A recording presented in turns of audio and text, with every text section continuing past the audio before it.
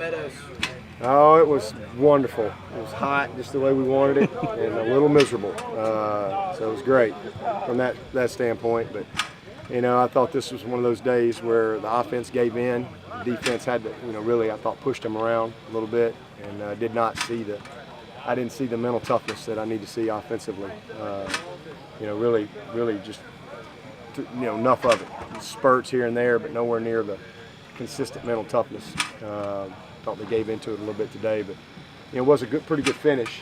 We did some competitive two-minute situations, a couple of different situations, touchdown to win it, field goal to win it, and I did think we finished better, but it just took a while for the offense to really get their mind where it needed to be. The flip side of it, I thought the defense competed and pushed through all day. Do you kind of expect a day like this from the offense with it being hot and you're halfway through camp? No, I don't expect a day like this. I expect guys to come out and compete to the standard we talk about. That's what we expect. And sometimes if you have maybe a day it's not going so well, I expect somebody to pick it up. And I didn't see either one of them today. When you've got, for so long you have the same leadership on the offense, that in a situation like that you knew who was going to step up and say something. Was it kind of important to see days like this to find out who it is that's going to do that, or who's going to learn that lesson that it needs to happen in the future? Well, I mean, I don't know that it's important to have days like this. I'd much rather not, but I saw a few guys that took it to heart, and we'll see how they respond in the morning. We got a quick turnaround in the morning, and we're gonna run a lot of plays tomorrow. It's gonna be a big situational scrimmage. We're gonna make sure we get enough work on. Sometimes when you go scrimmage, you don't always get enough first down or enough second and long or enough short yardage or whatever, enough red zone inside the 10. So we're gonna really hit enough all the situational work tomorrow that we need, and it's going to be a lot of plays. So we're going to stress them pretty good in the morning. Again, a quick turnaround. So I'm anxious to see how they show back up and compete tomorrow. When you've got younger QBs, Kelly's obviously been through it a few times. When you've got the guys who haven't been out there on the field with these guys in a game situation, they're maybe more reluctant to step up and say something in that situation. Has that been the case with those guys? Do you feel like they're kind of coming into their own and feeling okay, directing traffic a little more? I think all those guys are working hard, but I mean, Kelly is a junior, and he's been around, more familiarity with these guys. I mean, they all know Kelly, and then the other guys are freshmen, so they're trying to. I think they're trying to assert themselves, but you got to go do it. I mean, that's just something that's kind of earned. You need days like this where you create some adversity, and I thought there was some adversity today. And that's something that we're always evaluating too, and how those guys respond to that, because it wasn't a perfect day. A ton of drop balls. It's the worst day we've had. Our receivers and our tight ends, they took the day off, and it just kind of went downhill from there.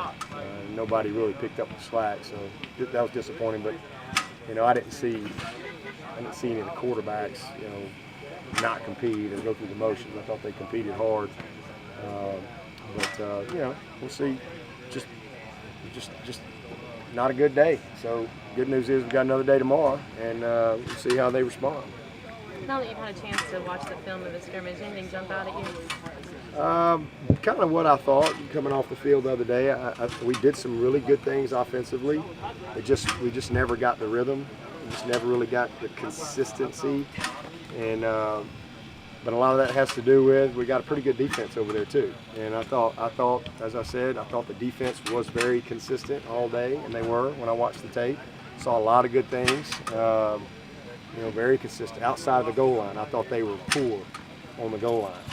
Offensively, we were pretty good outside of really two bad penalties on the wideouts on the goal line. But it was kind of what I thought. But watching the tape, and again, it's a grab bag. Sometimes it's not always matched the way you want it, but we got a lot out of the evaluation. It was good.